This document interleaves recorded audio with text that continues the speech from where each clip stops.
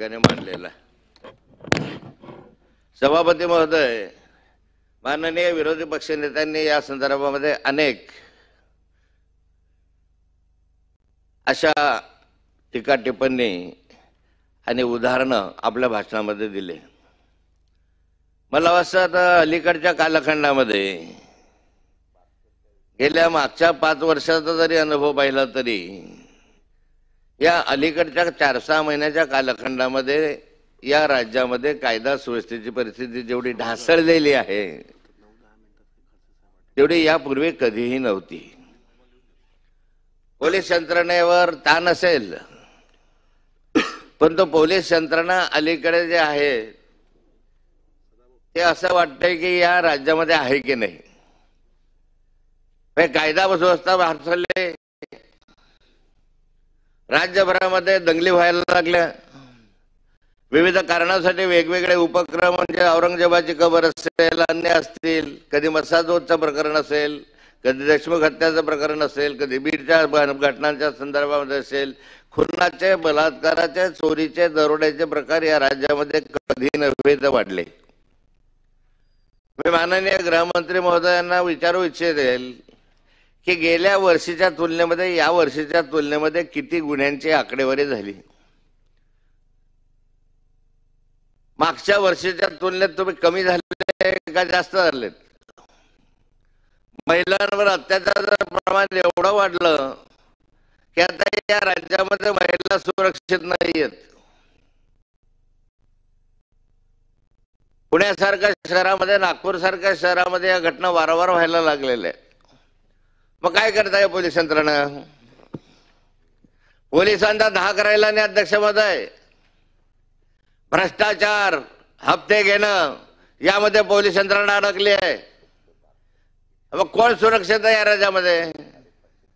एखाद्या ठिकाणी एसटी मध्ये एखाद्या महिलेवर अत्याचार केला जातो, तिचा गोगावा राज्यभर होतो, पण एखाद्या ठिकाणी जळगाव जिल्ह्यामधल्या धरणगाव सारख्या तालुक्यामध्ये एखादी घटना घडते किंवा महिला अत्याचाराच्या संदर्भातल्या घटना घडतात, त्याचं काय गोगावा? या राज्यामध्ये अनेक महिलांवर अत्याचाराचे प्रमाण असं आहे की त्याची तक्रार होत नाही, तक्रार केली असली तर नोंद होत नाही। परवा दिवशी निंबोरा पोलीस स्टेशनला मी स्वतः त्या PSI बोललो। एक गर्भवती महिला होती, जिचा नवरा नुकताच वारला होता, विधवा झालेली होती, तिला जबर मारहाण केली। तिला जबर मारहाण केलं, त्यांना तिने विनयभंगाचाही गुन्हा दाखल केला। अन्याय करायचा त्याचा प्रयत्न होता, पोलिसांनी केला नाही। दबाव आल्याशिवाय गुन्हे दाखल होत नाहीत। अध्यक्ष महोदय, सरपंचांचे खून व्हायला लागलेले आहेत, आरोपी सापडत नाही। महिलांचे शेडकाने होते तिथे आरोपी सापडत नाही। माझ्या घरचं उदाहरण मी वारंवार सांगतोय, 3 आठवडा 1 महिना झाला, अजूनपर्यंत आरोपी सापडले नाहीत। कुठे आहेत आरोपी? कोण संरक्षण देत आहे आरोपींना? कुणाचा पाठबळ आहे यांना? जर सर्वसाधारण माणसाच्या घरी झालं तर नोंदही होणार नाही, पण आमच्याकडे झाल्यानंतरही अजून जर गुन्हेगार सापडले जात नाही, 3 आठवड्याहून जर गुन्हेगार सापडले तर कोण यांचा हक्क आहे? कोण यांना राजकीय संरक्षण देतोय? राजकीय हस्तक्षेप मोठ्या प्रमाणावर वाढला आणि राजकीय हस्तक्षेप वाढल्यामुळे पोलीस यंत्रणा हतबल झाली। मटका, जुगार, दारू, वाळू माफिया मोठ्या प्रमाणावर वाढले आणि या संदर्भामध्ये पोलीस बाकी कारवाई करायला निम्म झालेले, हप्ते घ्यायचे, मजेशीर राहायचं, हेच पोलिसांचं चाललेलं आहे अलीकडच्या कालखंडामध्ये। आणि मी आपल्याला एक आणखी उदाहरण देतो बुलढाणा जिल्ह्यामधल्या नांदुऱ्याचं। म्हणजे मी स्वतः त्याच्यामध्ये अनेक वेळा बोललेलो आहे। ते ट्रस्टची जमीन आहे बुलढाणा जिल्ह्यातील नांदुरा खुर्द शेत शिवारमध्ये हनुमान मंदिर संस्थांच्या मालकीचं एक 16 गट नंबर मध्ये 18 एकर शेती आहे।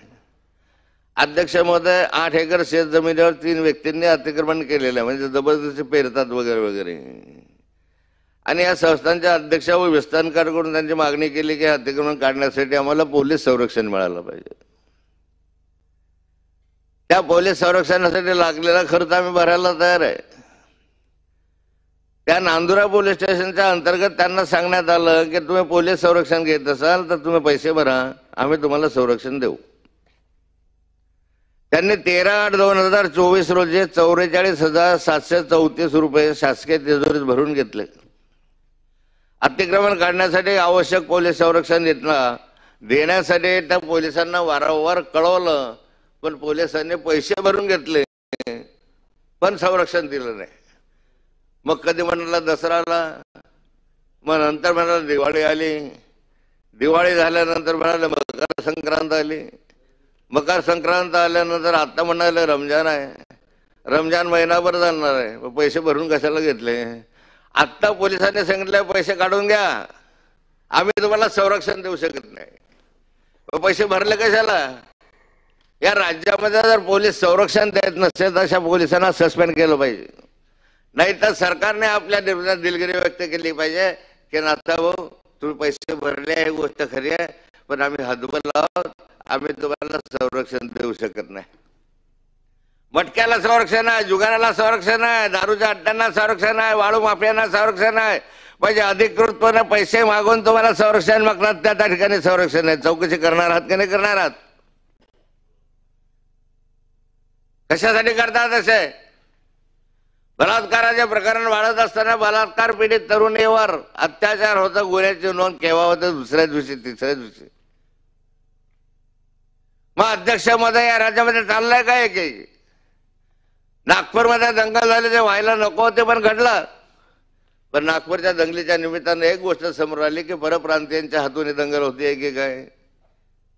कोण आहे याच्यामध्ये दंगल करणार आहे. आणि ज्या दंगल करणारे आहेत अशांवर कठोर कारवाई करायला आपण सुरुवात केली. मी देवेंद्रजींचं अभिनंदन करेन की त्यांनी अशी सुरुवात केली. त्या ठिकाणी कठोर कारवाई करण्याची सुरुवात केली, पण ही जशा स्वरूपाची कारवाई अन्य ठिकाणी होणार आहे का. जो धाक तुम्ही नागपूरला निर्माण केला तसाच धाक अन्य ठिकाणी पोलिसांचा निर्माण होईल का. एका ठिकाणी आपलं गाव आहे म्हणून त्या ठिकाणी करायचं आणि दुसऱ्याचे गाव असतं तर दळत राहायचं, हा कोणता उद्योग लावला या ठिकाणी.